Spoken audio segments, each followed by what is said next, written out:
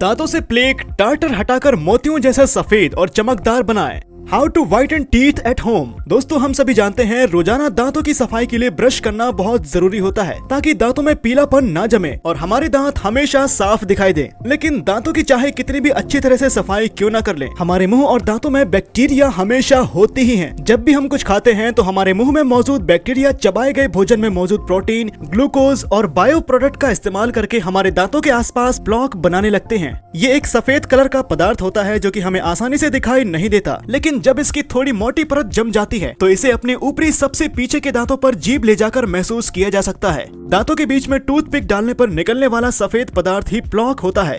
आमतौर पर इसे ब्रश के जरिए हटाया जा सकता है, लेकिन ज्यादातर लोग दांतों को केवल बाहर से साफ करने पर ज्यादा ध्यान देते हैं और जल्दबाजी में ब्रश करते हुए दांतों के पिछले हिस्सों को पूरी तरह से नजरअंदाज कर देते हैं। ऐसे में दांतों की पिछली और अंदरूनी सतह पर प्लाक जमा होने लगता है और धीरे धीरे ये सख्त होकर ज्यादा मजबूत और जिद्दी बन जाता है। ऐसी स्थिति में दांतों की अंदरूनी सतह पर हल्के और गहरे पीले कलर के दाग नजर आने लगते हैं, जिससे टार्टर कहा जाता है। टार्टर में भी कई तरह के चिपचिपे बैक्टीरिया पाए जाते हैं और इसे केवल ब्रश के जरिए आसानी से निकाला नहीं जा सकता, इसलिए आमतौर पर लोग इसके लिए डेंटिस्ट पर निर्भर हो जाते हैं। हालांकि दांतों में टार्टर जमने से होने वाले बुरे प्रभावों का एक लंबे समय तक पता नहीं चलता, लेकिन जैसे जैसे समय बीतता जाता है ये अपना असर दिखाना शुरू कर देता है। दांतों में जमा टार्टर और प्लाक में बैक्टीरिया मौजूद होते हैं और जब भी हम कुछ मीठा खाते हैं तो उस मीठे से एक एसिड बनाकर दांतों में इनेमल को धीरे धीरे कमजोर बनाना शुरू कर देते हैं। जब दांतों पर कहीं कहीं काले धब्बे नजर आने लगे तो ये दांतों में कैविटी यानी कि कीड़े लगने का शुरुआती लक्षण माना जाता है और अगर इसे लंबे समय तक नजरअंदाज किया जाए तो ये दांतों के इनेमल लेयर को नष्ट करके उन्हें खोखला भी बनाने लग जाता है।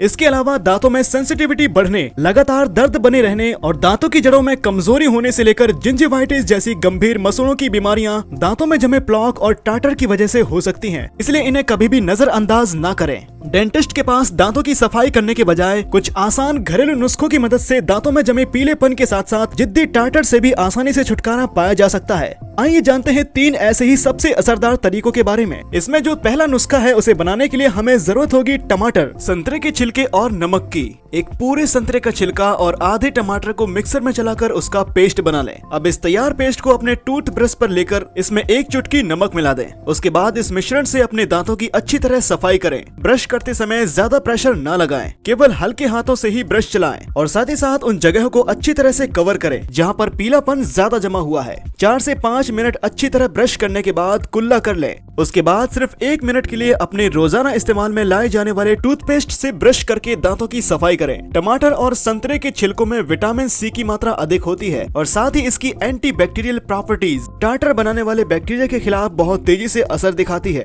इस प्रक्रिया को लगातार 3 दिन तक करते रहने पर आप देखेंगे दांतों में जमा जिद्दी पीलापन और प्लाक साफ हो जाएगा। इसके अलावा जो अगला नुस्खा है उसे बनाने के लिए हमें जरूरत होगी नारियल का तेल, बेकिंग सोडा और नमक की। 1 चम्मच नारियल के तेल में आधा चम्मच बेकिंग सोडा और 2 चुटकी नमक मिलाकर इसे अच्छी तरह से मिक्स कर लें। इसके बाद इस मिश्रण से अपने दांतों को उंगलियों की सहायता से या फिर ब्रश की सहायता से अच्छी तरह साफ करें। बेकिंग सोडा का इस्तेमाल दांतों की सफाई के लिए पुराने समय से किया जाता रहा है। खासकर दांतों में जमे पीलेपन और जिद्दी टार्टर को निकालने के लिए ये सबसे ज्यादा असरदार माना जाता है। ये एक एंटासिड की तरह काम करते हुए मुंह के पीएच लेवल को बैलेंस करता है, जिससे कि मुंह और मसूड़ों में बदबू से छुटकारा मिलता है। इस नुस्खे का इस्तेमाल हफ्ते में केवल 1 बार या महीने में केवल 2 बार करें। बेकिंग सोडा सॉफ्ट और रफ होता है, जिसके ज्यादा इस्तेमाल से दांतों की बायोफिल्म पर असर होने लगता है। इसलिए इस नुस्खे का लगातार सेवन ना करें और अगर आपके दांत बहुत ज्यादा सेंसिटिव हैं, तो बेकिंग सोडा पूरी तरह अवॉइड करें। इसके अलावा जो नुस्खा है उसे बनाने के लिए हमें जरूरत होगी काले तिल और लौंग के तेल की।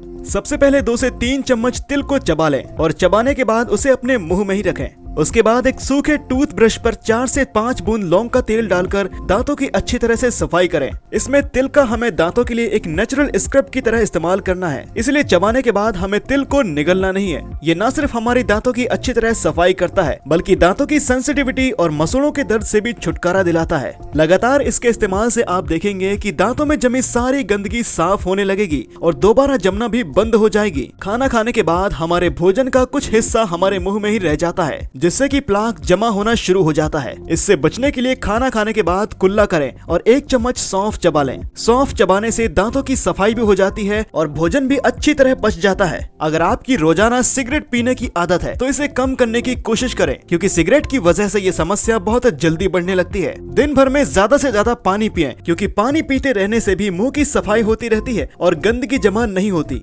इन सभी बातों का ध्यान रखने और बताए गए नुस्खों की मदद से दांतों में जमे जिद्दी प्लाक और टार्टर से कम समय में ही आसानी से छुटकारा पाया जा सकता है। लेकिन अगर आपके परिवार में किसी व्यक्ति के दांतों में कीड़े, सड़न, कैविटी या फिर मसूड़ों से जुड़ी किसी भी तरह की कोई दूसरी समस्या है तो इस विषय पर आगे आने वाली वीडियो में हम जानेंगे कुछ ऐसे प्राचीन आयुर्वेदिक नुस्खों के बारे में जिनके इस्तेमाल से कैविटी या दांतों के कीड़ों से लेकर मसूड़ों से जुड़ी हर तरह की समस्या को जड़ से खत्म किया जा सकता है और साथ ही जड़े हुए टूथ इनेमल या दांतों में आए गड्ढों को भी वापस से रिपेयर किया जा सकता है। इसी के साथ उम्मीद करता हूँ कि आज का ये वीडियो आपके जीवन में बहुत ही कारगर सिद्ध हो। लाइक कीजिए अगर आपको ये वीडियो पसंद आया हो और कमेंट कीजिए अगर आपकी कोई राय या फिर कोई सवाल हो और इसे शेयर कीजिए उन लोगों के साथ जिन्हें इसकी जरूरत है। और अंत में हमारे चैनल फिटनेस सीक्रेट को सब्सक्राइब करना ना भूलें। मिलते हैं अगली वीडियो के साथ।